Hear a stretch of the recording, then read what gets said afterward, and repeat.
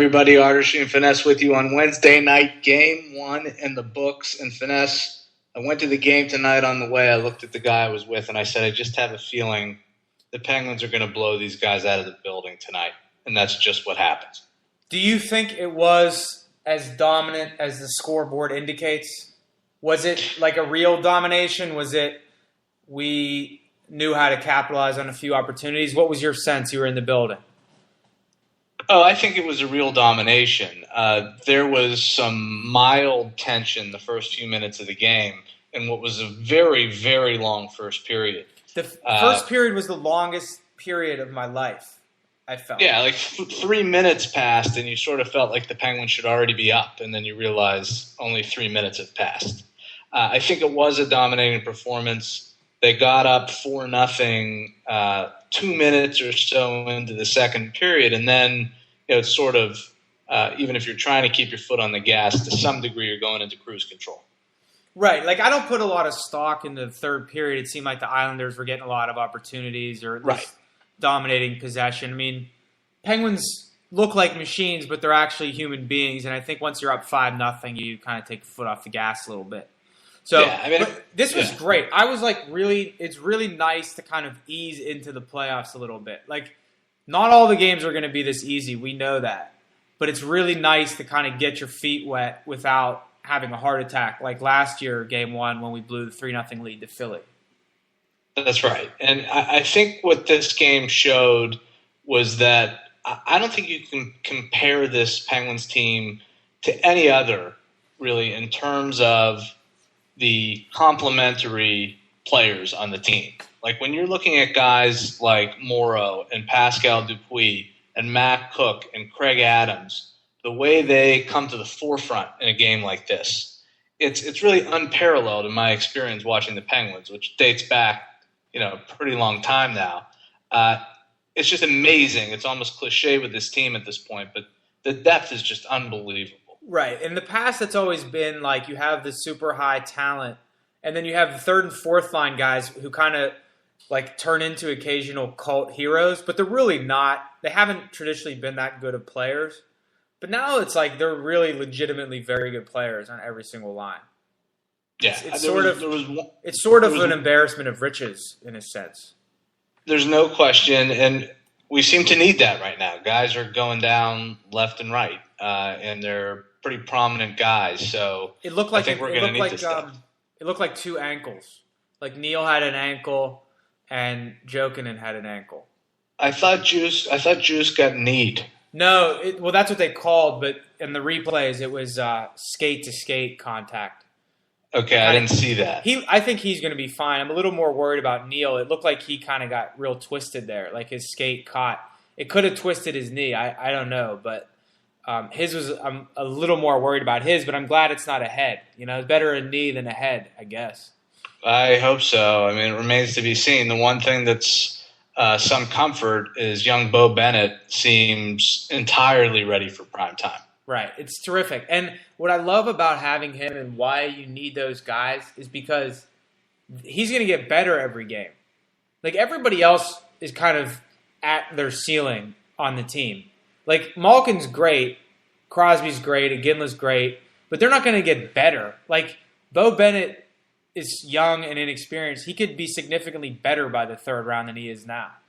That's swagger on that kid? What swagger? I know. He comes out there like, I know I'm going to score, and there's nothing that you can do about it in a Nabokov. Absolutely nothing. There was one guy on the ice tonight that I thought was clearly the best player in the game. I want to know. Let me guess. I want to know if you agree. All right. The best player on the ice, Chris Letang. Easily. Yeah, he was fantastic. He was all over the ice. All over. Far and away. Offensively, like defensively, that snipe was a legendary snipe. I mean, you didn't see like the slow-mo replay. Maybe they showed it in the arena, but that shot was insane on his goal.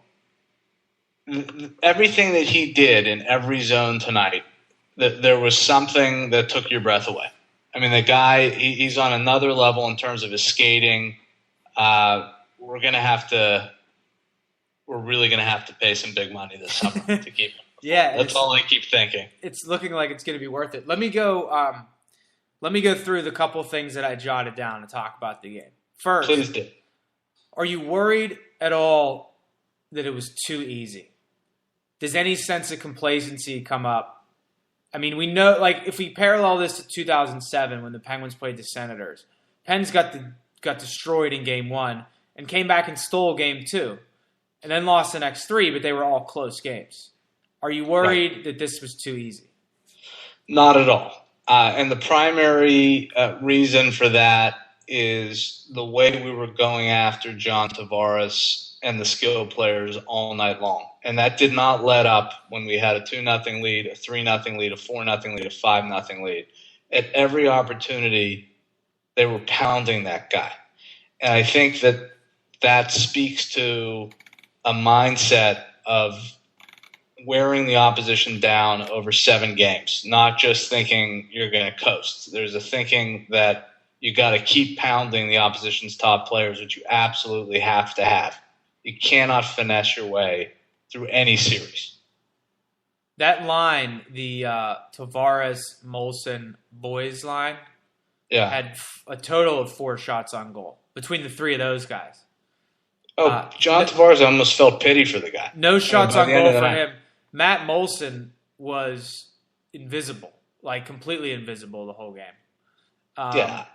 There's a lot of soul searching I think that needs to go on in that Islanders locker room. But this is what everybody kind of saw coming, and you don't always see stuff play out exactly how you expect it to play out. But Game 1 was the game where, if there was ever going to be a game where the Pens destroyed the Islanders, it was going to be Game 1. So it's like I'm excited about this result, but almost I was so prepared for it in a way because it's so predictable. Yeah, I think that maybe we underestimated one of the great truisms of playoff hockey. I mean, we've seen enough of these series to know I don't care how good your top line is. If it's all you have, you're in big trouble. Because it's not that difficult in the playoffs if you've got the horses to contain one line. Right. Like, they played about 17 minutes each. So that means there's 43 minutes of the game where there's a clear advantage to the Penguins. Right. And that's why you win games 5-0 when you have that situation. So I think that's right.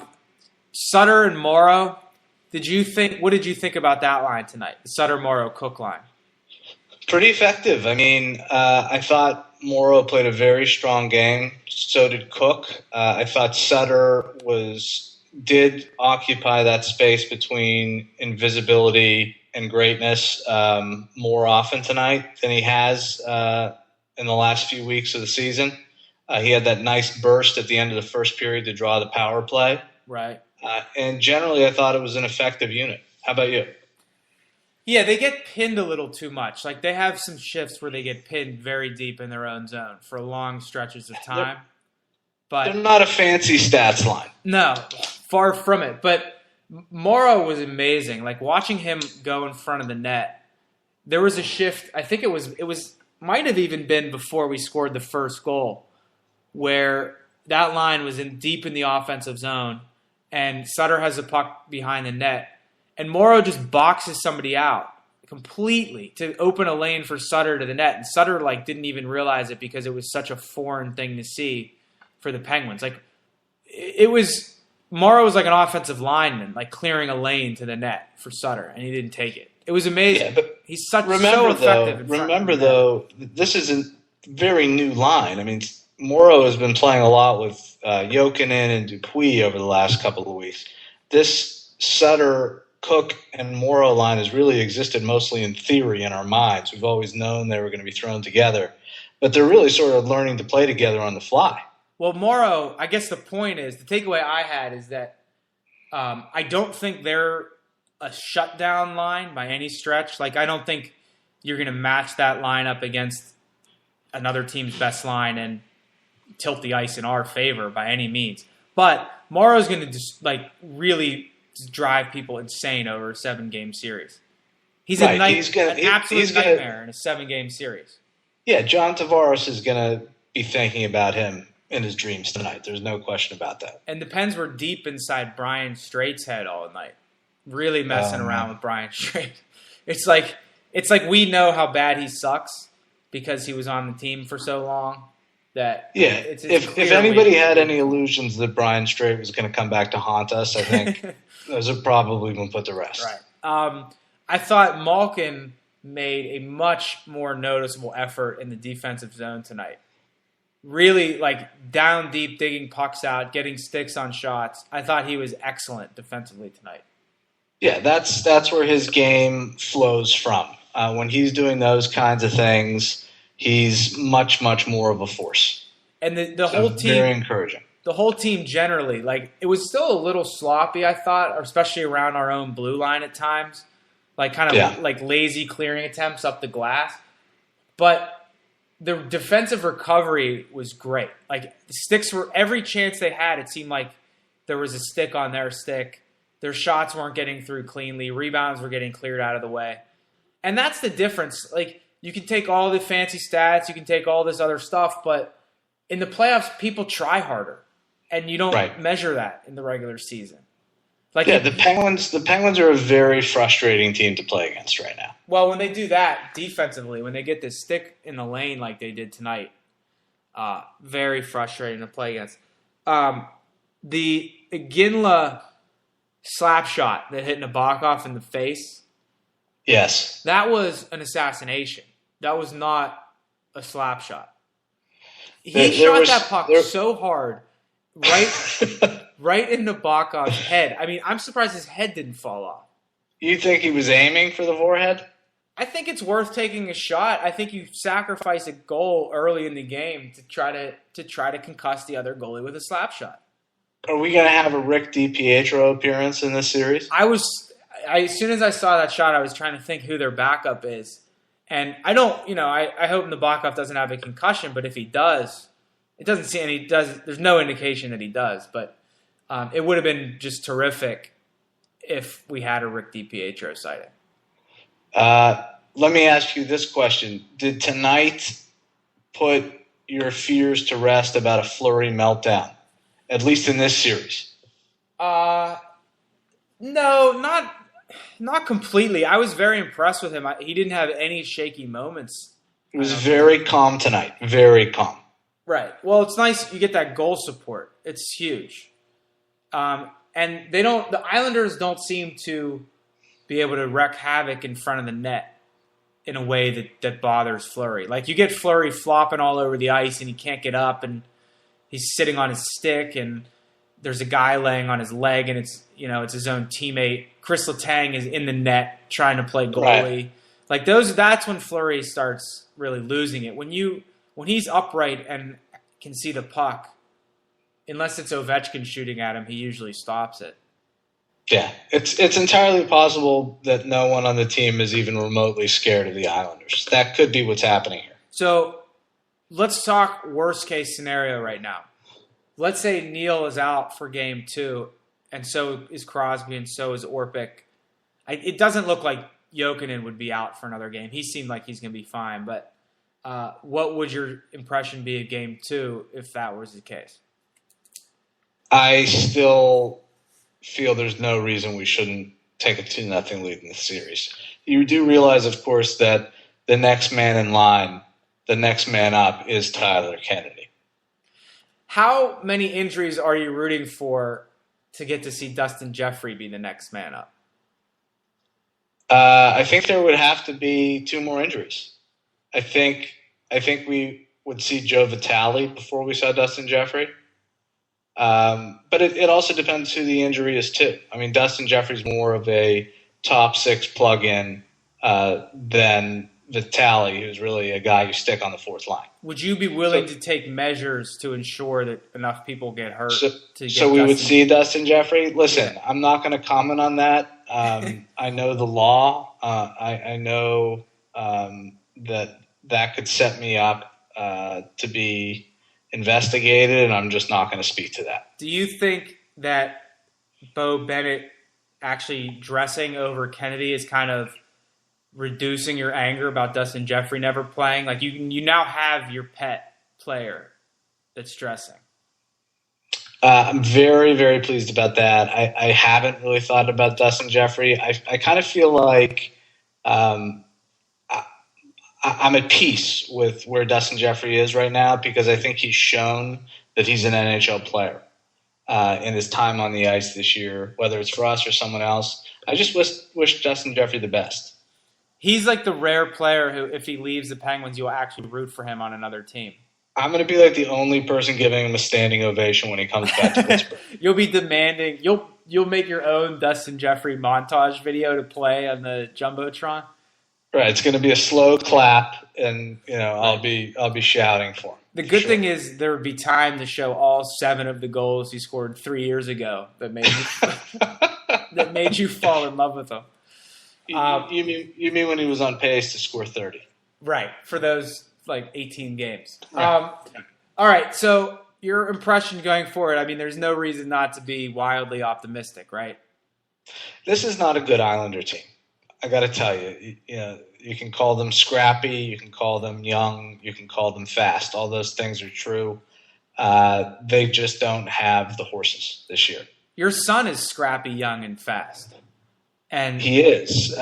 He calls himself the Pittsburgh Flash. Little artistry. Right. But I don't think that he would fare too well with Morrow forechecking. No.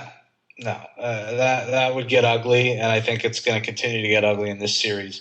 I just hope that we can stay as healthy as possible throughout. I think the move now is you stay confident, but understand that the Islanders are going to play better. I don't think the Penguins are going to play worse because I don't think we were particularly great tonight. But the Islanders will certainly play better going forward. So it's not going to be 5-0 every game, but yeah, it sort of feels to me like, do you remember the first Stanley Cup against the Wings in 2008? Those first 2 games when I think we had 1 goal in the first 2 games in Detroit? Yes. It sort of feels like that. I think we got shut out in both. Did we get shut out in both? I seem to remember a goal. But in any event, it's sort of that same feeling that the Islanders must be having, like that they're so out of their league. That they're just not going to make a dent in the Penguins. And it's got to be incredibly dispiriting for them. Well, someone in Long Island is having a Raw Emotion podcast right now that's wildly different than the one we're having. I would say so. We're very measured. We're in control. We're not alarmed. Let's just carry this forward. I'm perfectly happy with maintaining this very measured approach going forward. Measured optimism.